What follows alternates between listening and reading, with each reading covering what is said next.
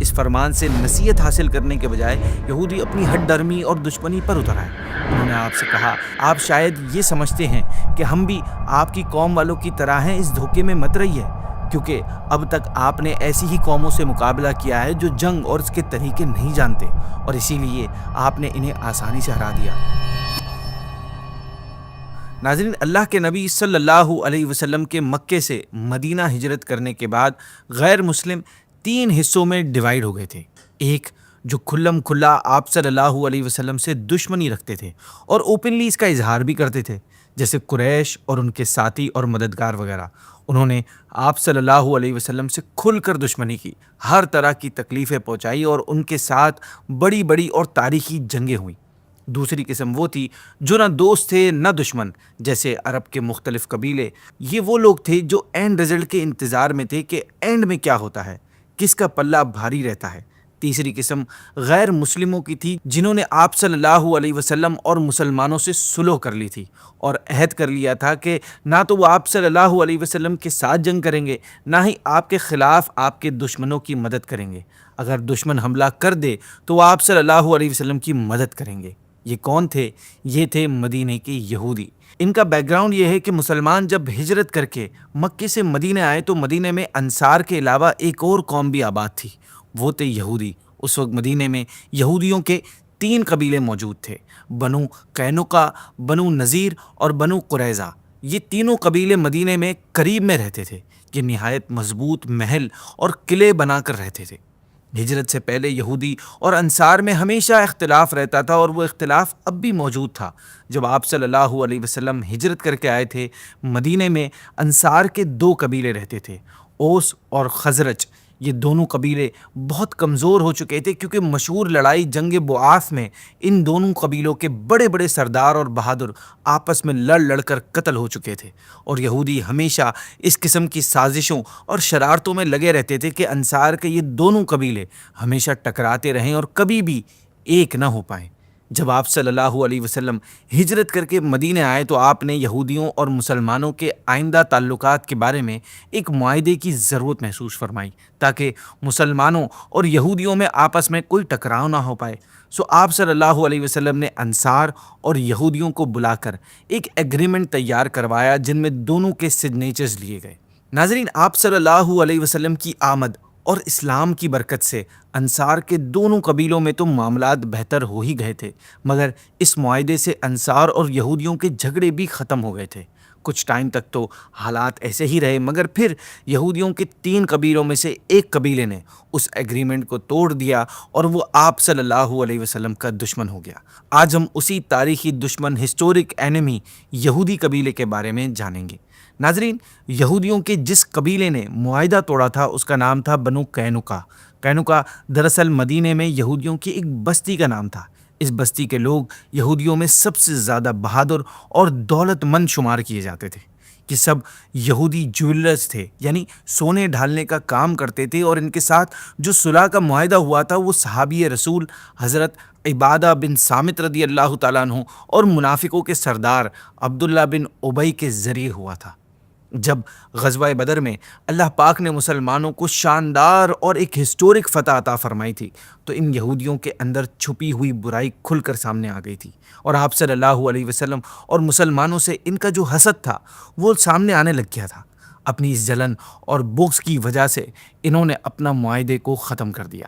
ہوا کچھ یوں کہ غزوہ بدر کے بعد ایک دن ایک عرب عورت اپنا تجارتی سامان لے کر یہودیوں کے بازار میں آئی۔ اس عورت کے سامان میں اونٹ اور بکریاں وغیرہ تھیں۔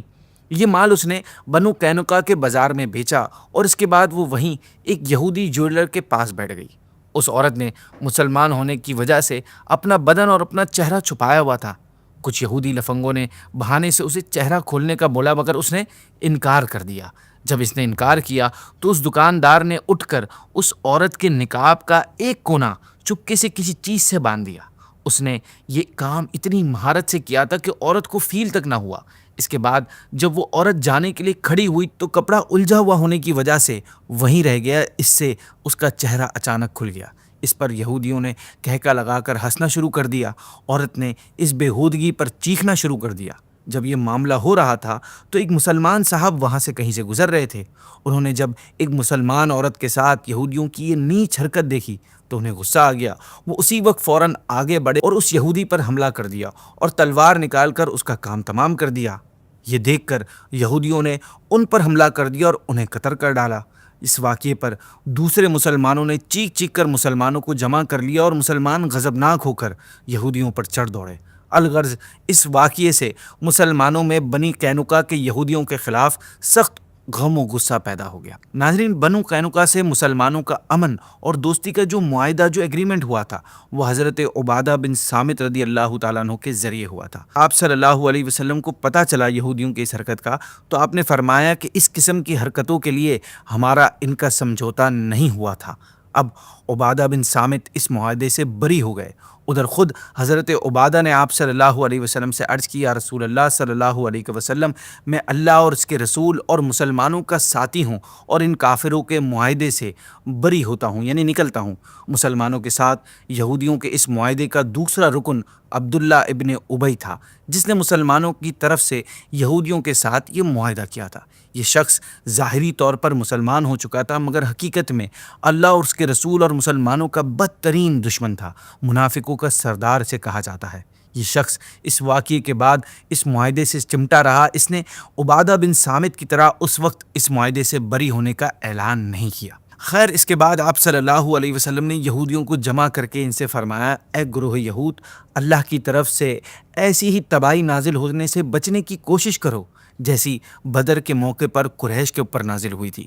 اس لیے مسلمان ہو جاؤ، کیونکہ تم جانتے ہو کہ میں اللہ کی طرف سے بھیجا ہوا رسول ہوں، اور اس حقیقت کو تم اپنی کتاب میں بھی پاتے ہو، اور اس عہد کو بھی جو اللہ نے تم سے لیا تھا۔ ناظرین، اس فرمان سے نصیحت حاصل کرنے کے بجائے یہودی اپنی ہٹ ڈرمی اور دشمنی پر اتر آئے۔ انہوں نے آپ سے کہا، اے محمد صلی اللہ علیہ وسلم، آپ شاید یہ سمجھتے ہیں کہ ہم بھی آپ کی قوم والوں کی طرح ہیں، یعنی قریش جن سے بدر میں مسلمانوں کا مقابلہ ہوا تھا، یہ ان کی بات کر رہے تھے۔ انہوں نے آپ سے کہا، آپ شاید یہ سمجھتے ہیں کہ ہم بھی آپ کی قوم والوں کی طرح ہیں، اس دھوکے میں مت رہیے، کیونکہ اب تک آپ نے ایسی ہی قوموں سے مقابلہ کیا ہے جو جنگ اور اس کے طریقے نہیں جانتے، اور اسی لیے آپ نے انہیں آسانی سے ہرا دیا۔ لیکن خدا کی قسم، اگر آپ نے ہم سے جنگ کی تو آپ کو پتہ چل جائے گا کہ آپ کا کیسے بہادروں سے پالا پڑا ہے۔ روایات میں یہ الفاظ بھی آتے ہیں کہ انہوں نے کہا کہ آپ نے ہم جیسوں سے آج تک جنگ نہیں کی۔ ناظرین، یہ کہنے کی وجہ کیا تھی کہ یہ لوگ یہودیوں میں سب سے بہادر لوگ تھے، ساتھ ہی یہ لوگ یہودیوں میں سب سے زیادہ دولت مند اور سخت شمار کیے جاتے تھے، بے انتہا سرکش اور باغی قسم کے لوگ تھے، تو انہیں اس بات کا گھمنڈ اور غرور بھی تھا۔ خیر، یہودیوں کے ان الفاظوں سے معاہدہ تو ختم ہو گیا تھا کہ انہوں نے مسلمانوں کو دھمکی دے دی تھی۔ اس موقع پر اللہ پاک نے یہ آیت نازل فرمائی جو سورہ آل عمران کی آیت نمبر 12 ہے، جس کا ترجمہ ہے، ان کافروں سے کہہ دو کہ ان قریب تم مغلوب ہو جاؤ گے اور دوزخ کی طرف ہانکے جاؤ گے، اور وہ بہت ہی برا ٹھکانہ ہے۔ اور ایک اور دوسری آیت نازل فرمائی سورہ انفال کی آیت نمبر 58، جس میں اللہ پاک نے فرمایا، اور اگر تمہیں کسی قوم سے عہد توڑنے کا اندیشہ ہو تو ان کا عہد ان کی طرف اس طرح پھینک دو کہ دونوں علم میں برابر ہوں، بے شک اللہ خیانت کرنے والوں کو پسند نہیں کرتا۔ خیر ناظرین، اس دھمکی کے بعد بنو قینقاع کے یہودی وہاں سے جا کر اپنے محلے میں، اپنے حویلیوں کے اندر قلعے میں بند ہو گئے۔ آپ صلی اللہ علیہ وسلم صحابہ کے ساتھ ان کا مقابلہ کرنے کے لیے روانہ ہوئے۔ آپ کا پرچم، جس کا رنگ سفید تھا، وائٹ تھا، آپ کے چچا حضرت حمزہ رضی اللہ تعالیٰ عنہ کے ہاتھ میں تھا۔ نکلتے وقت آپ صلی اللہ علیہ وسلم نے حضرت ابو لبابہ رضی اللہ تعالیٰ عنہ کو مدینے میں اپنا قائم مقام بنایا اور یہودیوں کے قلعے کی طرف آپ روانہ ہو گئے، اور پھر وہاں پہنچ کر یہودیوں کے قلعوں کا محاصرہ کر لیا، یعنی چاروں طرف سے گھیر لیا۔ ناظرین، مسلمانوں کی طرف سے یہ محاصرہ بہت شدید تھا۔ 15 دن تک یہودی اپنے قلعوں سے باہر نہ آ پائے۔ اس شدید محاصرے کے نتیجے میں اللہ پاک نے ان کے دلوں میں مسلمانوں کا خوف اور رعب پیدا کر دیا۔ پھر بالآخر محاصرے سے تنگ آ کر یہودیوں نے آپ صلی اللہ علیہ وسلم سے درخواست کی کہ اگر آپ ہمارا راستہ چھوڑ دیں تو ہم جلا وطن ہو کر مدینے سے ہمیشہ جانے کے لیے تیار ہیں۔ آپ صلی اللہ علیہ وسلم نے انہیں ہتھیار ڈالنے کا حکم دیا۔ جب بنی قینقاع اپنی حویلیوں سے نکلے تو کچھ کتابوں میں آتا ہے کہ آپ صلی اللہ علیہ وسلم نے ان لوگوں کو قتل کرنے کا ارادہ فرمایا، مگر اسی وقت منافقوں کے سردار عبداللہ ابن ابی، جو یہودیوں کا حلیف اور حمایتی تھا، یہ آپ صلی اللہ علیہ وسلم کے پاس آیا اور ان لوگوں کی سفارش کرنے لگا۔ اس نے گڑ گڑاتے ہوئے آپ سے عرض کی کہ اے محمد صلی اللہ علیہ وسلم، میرے ان غلاموں یعنی بے بس دوستوں کے ساتھ اچھا معاملہ کیجیے۔ آپ نے اس کی بات انسنی کرتے ہوئے اس سے منہ پھیر لیا۔ ناظرین، اس وقت آپ اپنی زرہ پہنے ہوئے تھے جس کا نام ذات الفضول تھا۔ عبداللہ ابن ابی یہ بدبخت آپ صلی اللہ علیہ وسلم کی پش کی طرف سے آیا، پیچھے کی طرف سے آیا اور آپ کی زرہ کی جیبوں میں ہاتھ ڈال کر، یعنی آپ کو پیچھے کی طرف سے اپنے ہاتھوں سے پکڑ کر کھڑا ہو گیا اور اصرار کرنے لگا، یعنی زور دینے لگا۔ آپ صلی اللہ علیہ وسلم نے اس کو ڈانٹ کر فرمایا کہ تیرا برا ہو، مجھے چھوڑ دے۔ اس کی اس حرکت پر آپ صلی اللہ علیہ وسلم اتنے جلال میں آ گئے کہ آپ صلی اللہ علیہ وسلم کا چہرہ سرخ ہو گیا، ریڈ ہو گیا۔ آپ نے پھر اس سے فرمایا کہ تیرا برا ہو، مجھے چھوڑ دے۔ اس نے کہا میں آپ کو اس وقت تک نہیں چھوڑوں گا جب تک آپ میرے غلاموں کے ساتھ احسان کرنے کا وعدہ نہیں کر لیں گے۔ یہ لوگ میرے کنبے والے ہیں اور میں مصیبتوں اور تباہیوں سے بہت ڈرتا ہوں۔ جب وہ نہیں مانا اور پیچھے نہیں ہٹا تو آخرکار آپ صلی اللہ علیہ وسلم نے مسلمانوں سے فرمایا کہ ان لوگوں کو چھوڑ دو۔ آپ نے یہ بھی فرمایا کہ ان لوگوں پر اور ان کے ساتھ اس پر بھی اللہ کی لعنت ہو۔ اس پر آپ نے بنی قینقاع کے یہودیوں کو قتل کرنے کا ارادہ ترک کر دیا۔ پھر آپ صلی اللہ علیہ وسلم نے عبداللہ بن ابی سے فرمایا کہ انہیں لے جاؤ، اللہ تمہیں ان کے ذریعے کوئی برکت نہ دے۔ پھر آپ نے حکم دیا کہ ان یہودیوں کو مدینے سے ہمیشہ کے لیے نکال کر جلا وطن کر دیا جائے۔